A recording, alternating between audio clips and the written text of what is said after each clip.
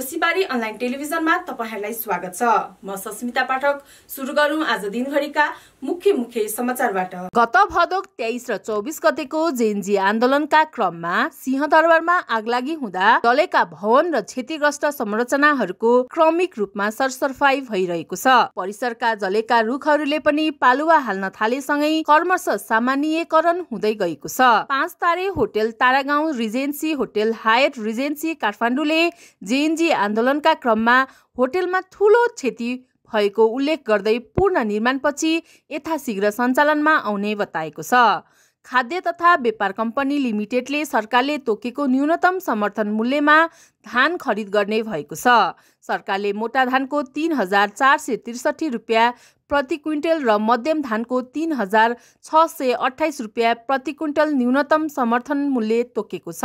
नवनियुक्त स्वास्थ्य तथा जनसङ्ख्या मन्त्री डाक्टर सुधा गौतमले पदभार ग्रहण गर्नुभएको छ।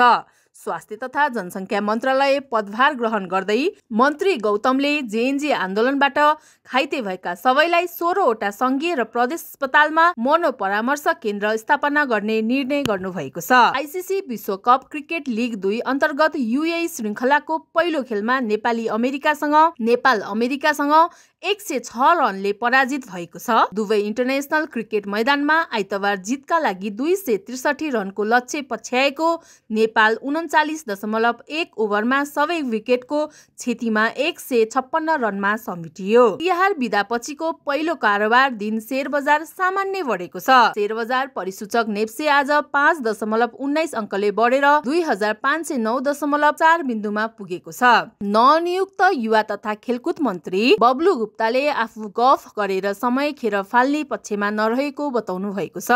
आज राष्ट्रपति कार्यालयमा पद तथा गोपनीयताको शपथ ग्रहण गरे लगत्तै सिंहदरबारमा रहेको मन्त्रालयमा पुगेर पदभार ग्रहण गर्दै उहाँले आफू बोल्ने भन्दा पनि केही काम गरेर देखाउने पक्षमा रहेको बताउनु भएको छ। जेएनजी आन्दोलनमा भएको दमन र त्यसपछिको उत्पन्न विध्वंसका घटनामाथि छानबिन गर्न गठित जाँचबुझ आयोगका अध्यक्ष सहित 3 जना सदस्य विरुद्ध सर्वोच्च अदालतमा रिट परेको छ। नेकपा माओवादी केन्द्र महाधिवेशन आयोजक समितिका संयोजक पुष्पकमल दाहाल प्रचण्डले विचार मिल्नेहरूसँग तत्काल एकता सम्भव नभए संयुक्त मोर्चा बनाएर अघि बढ्ने बताउनु भएको छ। अधिकार सम्पन्न बागमती सभ्यता एकीकृत विकास समिति बागमती सुधार आयोजनाले सोमबार हुने छठ पर्वलाई लक्षित गरी धाप ड्यामको पानी बागमती नदीमा छोड्ने भएको छ।